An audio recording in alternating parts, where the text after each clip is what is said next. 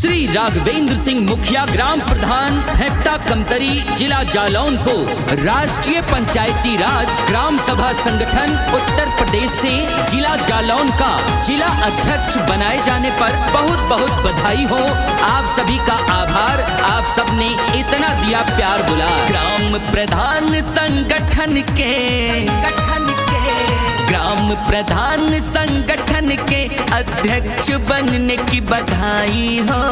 राघवेंद्र मुखिया कल्लू सेठ जी बहुत बधाई हो। राघवेंद्र मुखिया कल्लू सेठ जी बहुत बधाई हो। जी हाँ, फेंकता कमतरी की समस्त जनता का आभार जो आपने इतना प्यार दिया, इतना दुलार दिया और अपने युवा प्रत्याशी राघवेंद्र सिंह मुखिया को जिताया।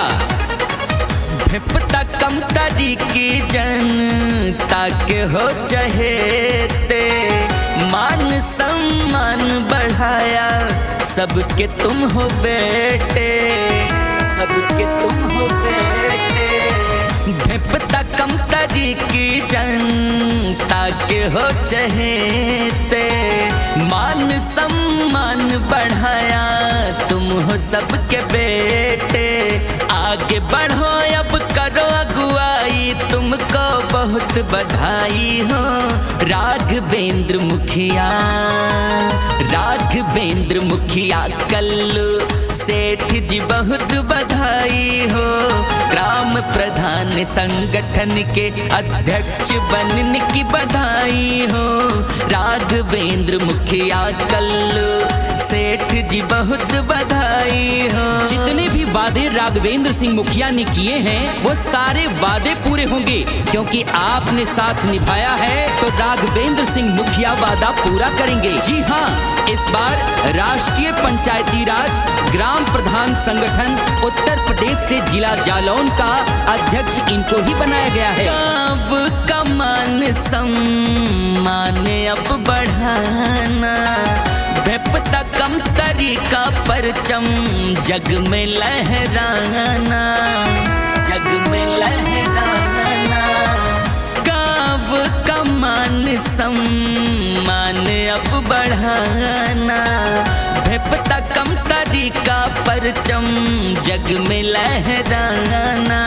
जनता ने है जीत दिलाई, तुमको बहुत बधाई हो। राघवेंद्र मुखिया कल्लू सेठ जी बहुत बधाई हो। ग्राम प्रधान संगठन के अध्यक्ष बनने की बधाई हो। राघवेंद्र मुखिया कल्लू सेठ जी बहुत बधाई हो। फेंकता कमतरी की जनता से है कहना कि ऐसे ही साथ निभाते रहना।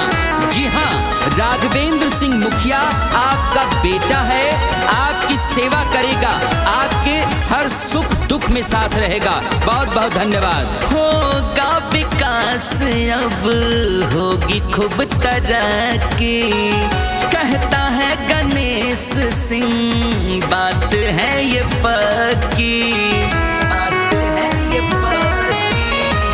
होगा विकास अब होगी खूब तरक्की, कहता है गणेश सिंह, बात है ये पक्की। काम ऐसा ही करना जिससे जन जन की भलाई हो। राघवेंद्र मुखिया